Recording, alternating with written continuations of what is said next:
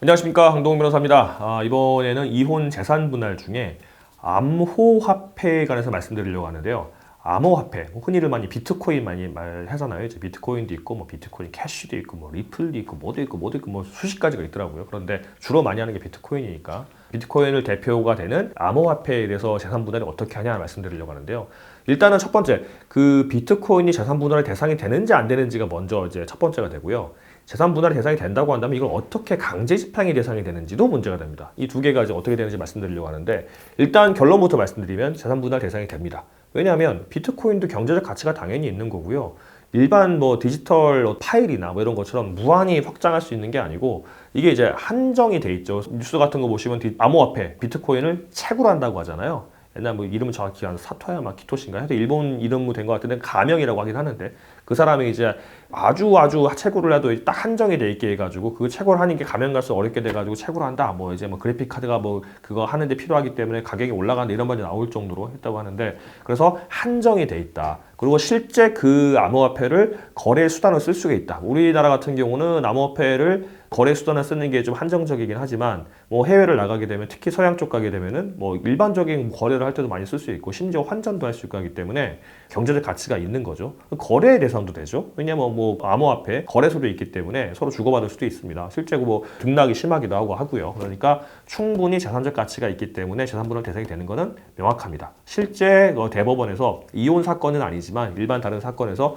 암호화폐도 경제적 가치가 있기 때문에 재산으로 볼 수 있다고 판결을 났기 때문에 충분히 재산 분할 대상이 됩니다. 재산 분할의 대상이 되는 건 전혀 문제가 안 되는데, 두 번째는 이제 어떻게 강제 집행할 것인가가 문제가 됩니다. 재산 분할할 때 상대방에게 암호화폐가 있다는 걸 알았다고 한다면 그 암호화폐를 어떻게 찾을지는 이제 그건 뭐 일단 어느 전자지갑이나 어디에 있는지 그 비밀번호가 뭔지 알아야 되는데, 사실 비밀번호 모르면은 전혀 못 찾는 거죠. 암호화폐는 원래 그렇죠. 까먹으면 절대 못 찾는 거니까 그 비밀번호를 말해라 라고 소송하냐? 그건 아닐 것 같아요. 왜냐하면 그 비밀번호는 상대방이 말을 안 하면 알 수가 없는 거예요. 그리고 그 아무리 소송을 한다고 해도 상대방의 비밀번호를 말하게 강제할 수는 없거든요. 고문해라 뭐 이렇게 할 수는 없잖아요. 말 안 하면 아무 소용이 없는 거고. 근데 그냥 자기가 가지고 있는 전자지갑이 아니라 거래소를 통해서 거래가 되는 전자지갑에 있는 암호화폐는 충분히 강제 집행 대상이 됩니다.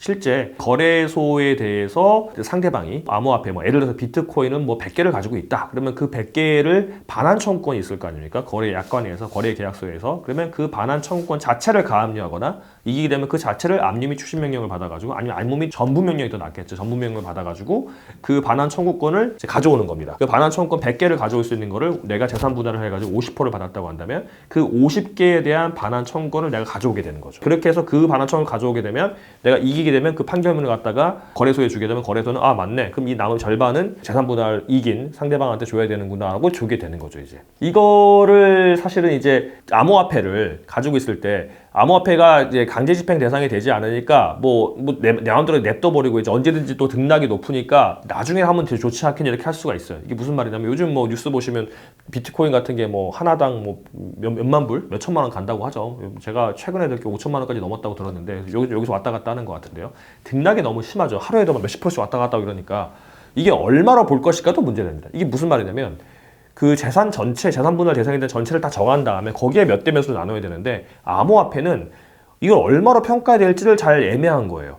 제가 저번에 재산 분할 대상이 되는 그 재산을 평가하는 시점은 변론 종결시라고 했거든요. 근데 이 변론 종결시가 언제냐에 따라서 내가 얼마나 더 많이 가져갈 수 있을지가 확 바뀌게 된다는 겁니다. 극단적으로 예를 들어서 남편이 재산을 가지고 있는데 암호화폐가 거의 자기 재산 90%다. 근데 암호화폐가 우리가 오늘 변론 종결이 됐는데 오늘 암호화폐 가격이 확 떨어졌어요. 암호화폐가 뭐 50%가 떨어졌다. 그럼 내가 받아야 할 수 있는 게 암호화폐 절반이라고 하더라도 그 암호화폐 절반의 가치 자체가 50%가 떨어지게 되는 거예요.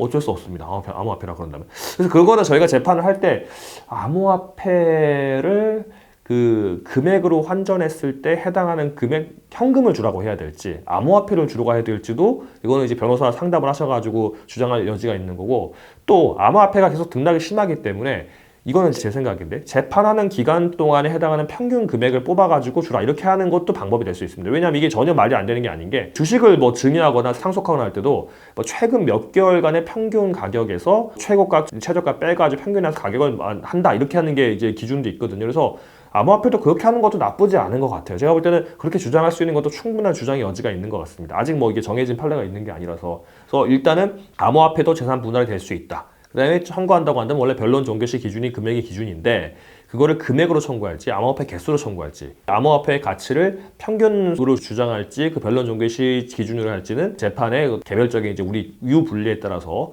변호사 도움 받아가지고 하셔야 된다. 이렇게 하시면 될 것 같습니다.